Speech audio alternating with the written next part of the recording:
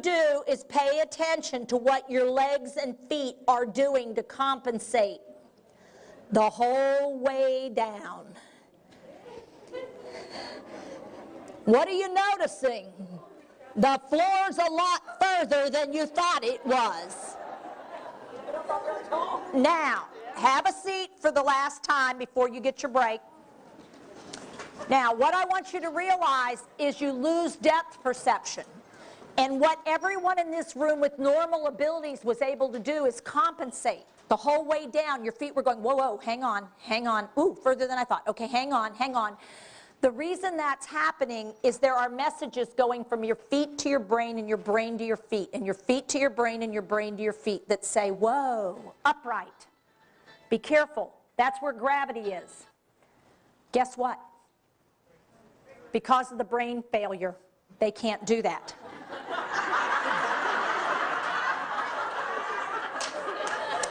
That's the difference between processing an auditory cue when you have to pee. That's what y'all did. You had an auditory cue. To you it meant pee, pee, pee. I get to go pee, I get to go pee, I get to go pee.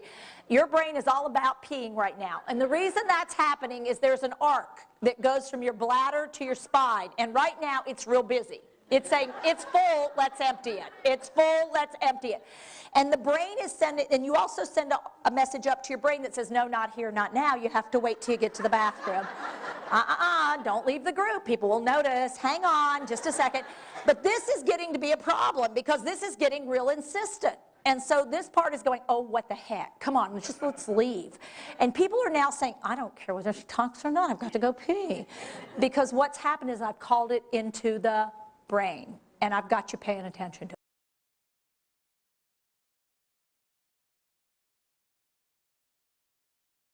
I said before, it's not really about memory problems. What it's about is brain failure. And until we accept that it's not about memory problems, it's about brain failure, we keep missing the boat because we just keep thinking it's about them not remembering. But it's not. What I want to show you here is the latest technology we have, and we have a way to look at living human brains. So we're looking at people while they're still alive, and we have them lie in a machine and we take pictures of their brain. It's called PET scans. And so we're looking not at the structures of the brain, but the chemistry of the brain.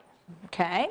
And so there's a guy down at UCLA who's doing a lot of this work named Gary Small. And so this is a picture, and what we have here is we have this first column, we're taking two different slices of a normal human brain, okay? And red indicates an area where there's lots of chemical activity, yellow, pretty high amount, light green, a little bit. The dark purple areas you see those dark purpley areas?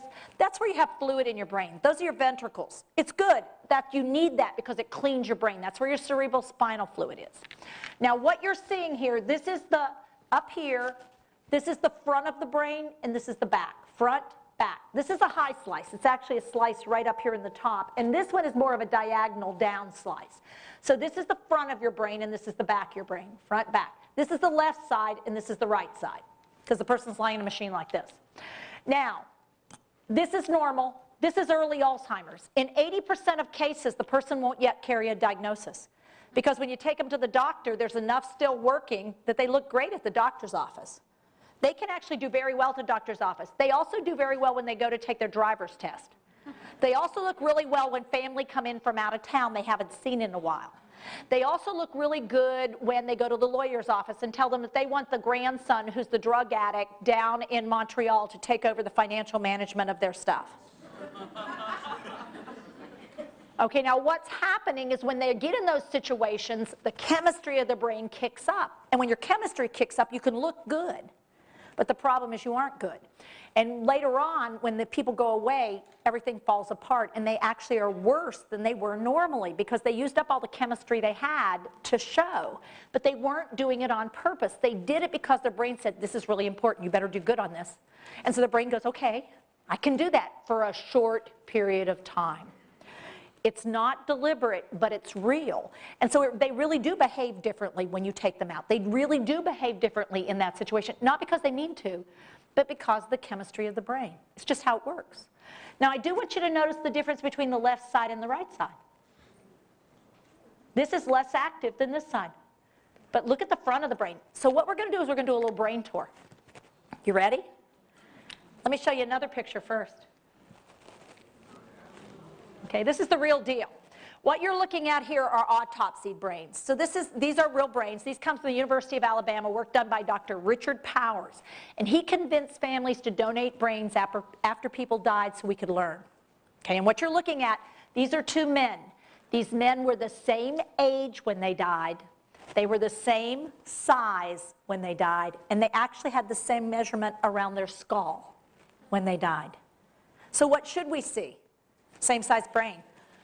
This gentleman died in an accident with an absolutely healthy brain. This gentleman died after living 10 years with Alzheimer's. Alzheimer's disease is not a memory problem, it's brain failure. It's actually destroying your brain. By the end of this disease, put up 3 fingers, these 3. You will only have 1/3 of your brain left. Put up 3. This is you. This is the person you're trying to help at the end of the disease. They are working with 1/3 the brain that you have. They are doing the absolute best they can do with what they have left. They aren't being ornery, they aren't being stubborn, they're not trying. They're in brain failure, just like any other organ failure. But because we can't see this, I truly think if you could see their head shrink, like their brain shrank, if their head shrank, your brain would be much more accepting because you'd be getting a visual cue. When you looked at their head, you'd go, oh my God, their head is 1/3 its original size. Of course they can't do this. The problem is that's not what happens. Their skull stays solid, but what's happening inside the skull is their brain is literally shrinking.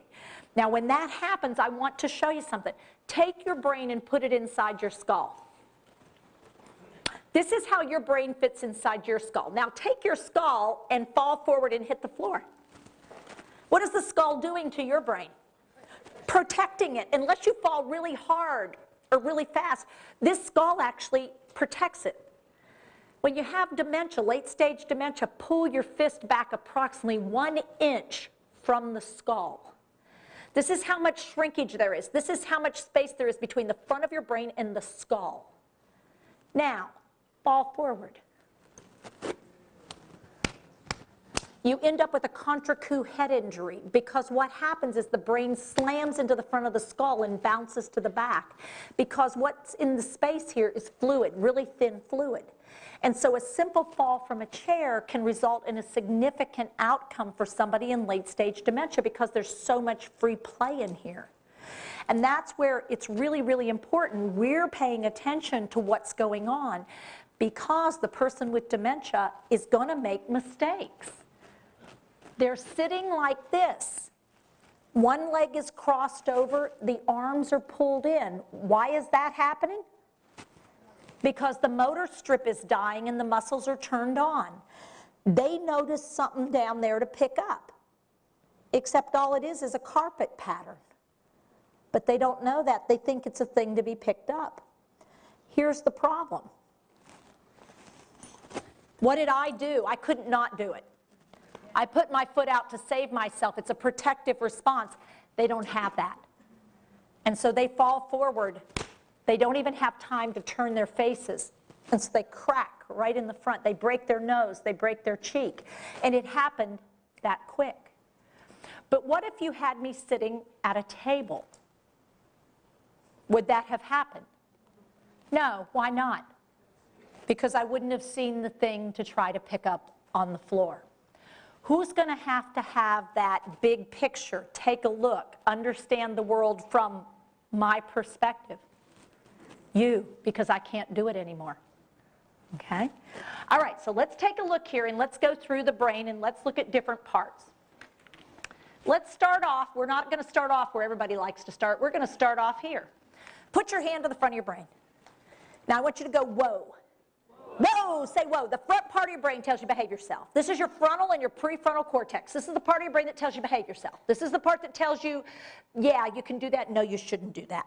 This is the part that gives you a public self and a private self. This is the part that allows you to think of the consequences before you act. This is the part that allows you to be the person you want to be. Okay, this allows you to see it from another person's perspective. This is what allows you to put up with something even though you don't like it because you know it's good for you. Okay? This is the part teenagers do not have. This is the last part of the human brain to develop. Males are slower to develop than females. Males do not develop a fully formed frontal lobe, if ever. I'm being mean. They will not develop a fully developed frontal lobe until the late 20s to early 30s. Females, early to mid 20s, fully developed. How do we know this? Guess what? They charge more for car insurance with young men. Why? They get behind the wheel of a car. I bet it'll go 70. I bet it'll go 100, 200. Hand me a beer. I mean, what? And you're going, what were you thinking? I don't know. Risk-taking behaviors all over the place because they don't think it through. Frontal lobe is what allows you to do that good decision making, to make choices, to see it from the other person's perspective. Okay? Now, take your frontal lobe off. Take it off and hold it out here. Now, take your index finger and poke at it. Deep inside your brain is a part of your brain called the amygdala. It's where all the impulses live. The impulse to have sex, the impulse to drink alcohol, the impulse to say whatever you want, do whatever you want, to have 5 cookies, even though you're diabetic. Now, what's keeping you from doing all that? The frontal lobe and the prefrontal cortex. That's what's keeping it. It's saying, don't do that. That's bad. That's mean. Would your mother let you? No, don't do that. Now, spread your fingers apart. Starting to slip out, isn't it? Here's what happens with dementia. That's your frontal lobe. We are actually standing inside your brain, and we've sliced off, and we're looking out toward the frontal lobe. Now, I want you to notice something about that hunk of brain. 2 colors of tissue. Do you see the 2 colors? Yeah. All around the edge, the surface of the brain, you see the dark colored stuff. That's called gray matter. Those are the storage cabinets in your brain. That's where you put stuff. But in order to get it in and out and use it, you've got to have the white matter. The white matter is the wiring that hooks up the gray matter. So you have wiring that hooks up storage cabinets. So you can get things in and out, use them, put them away. Okay? Look at that. This is where you're making your choices, your decisions, holding back on what you want because of what's good for you. This is your ability to tolerate somebody doing something to you that you don't like, but you know it's for your own good. Having somebody in your house that you don't really want in your house.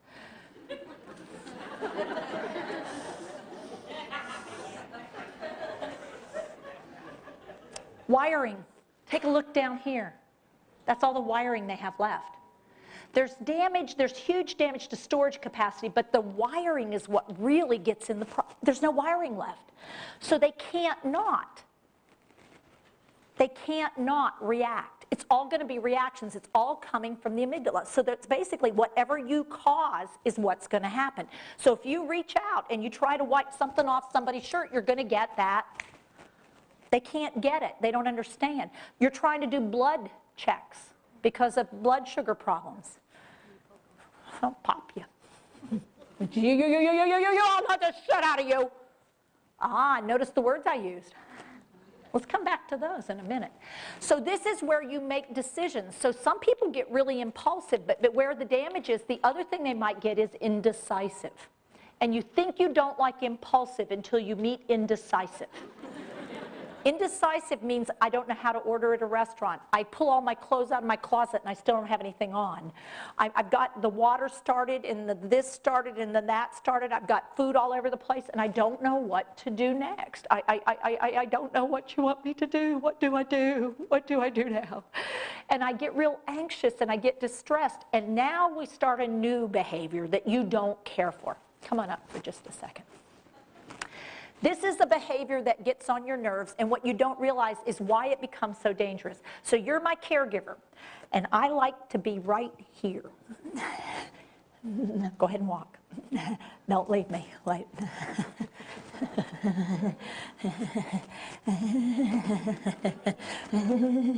There you go. Where are we going? I have a pretty foot. I like that. That's mine. Wait, don't leave me. Don't touch me. I don't want you to touch me. It's like Velcro. I am like Velcro. I am a... I am right here constantly, and I'm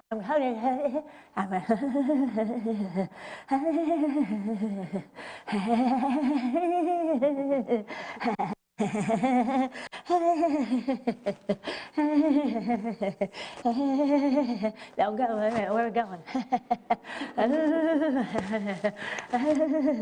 And as the day wears on,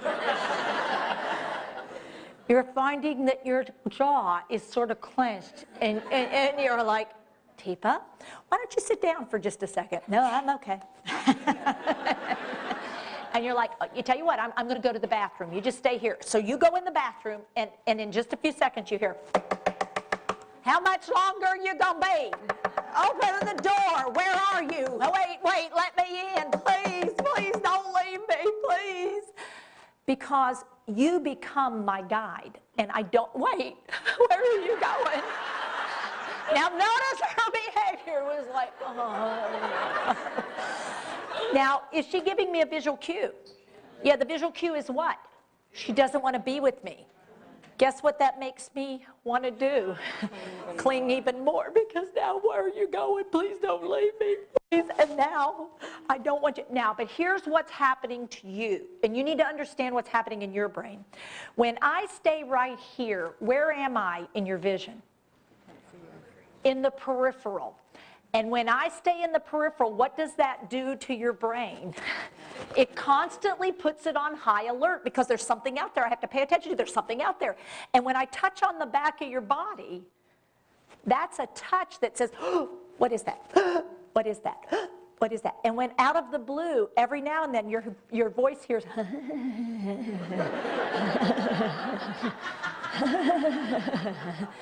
this doesn't seem like it should be much of a deal, but as the day wears on, you are worn out by me. You have reached your limit with me. And when you pull a 12-hour shift or you work a double, this is when you say, she needs drugs. You have got to do something with her. It's constant. She never shuts up. And what you don't realize is you're worn out. You're blaming me for your fatigue. But what you don't realize is where I'm at is what's causing the problem. If you get better at this, you will not feel that, because what you're able to do is keep me within your visual field, within your tactile awareness, and within your auditory awareness. And so you don't want to do that. I will slap the shit out of you. Because go ahead and do that. I want you to do that to somebody. I want you to actually take it and put it right here. Go ahead and do that to somebody and squeeze and mess around right up here on the inside of the biceps. And I want you to sort of notice how annoying that is. Our bodies are designed in a way that this is me. This is the core of me. And when you start touching up in here, you're messing with my core. And what ends up happening is I end up getting... Leaving? Shut up. You wish. Yeah, don't you wish I'd leave? No, I just don't want you to touch there, but then I keep coming back. So what you want to do is do this and then take this hand. Tell her, Suzanne, what she should do with this hand. Behind. Put it on the hip. If I don't want that, then take it and put it right here. All right. Because what you've done now is create a double barrier. It's a double barrier, isn't it? Yeah. Yeah, you can feel that distance that you can create. And now you've got me coming along with you. You know where I'm at all times. So your brain calms down. You need to learn how to hum. So you can start to get me to make sounds that you can stand instead of the ones that wear you out.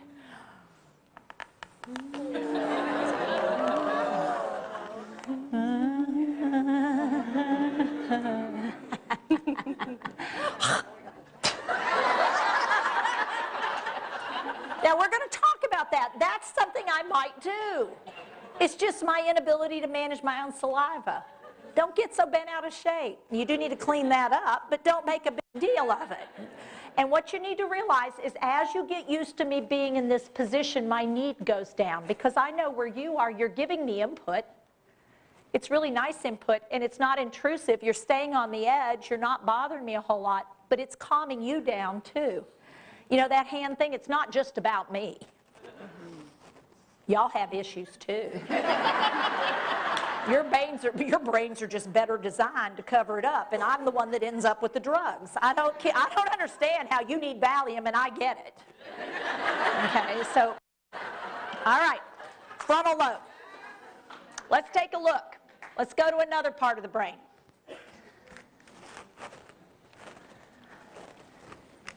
Put your hands on top of your head. Take your index fingers, and what I want you to do with your index fingers, I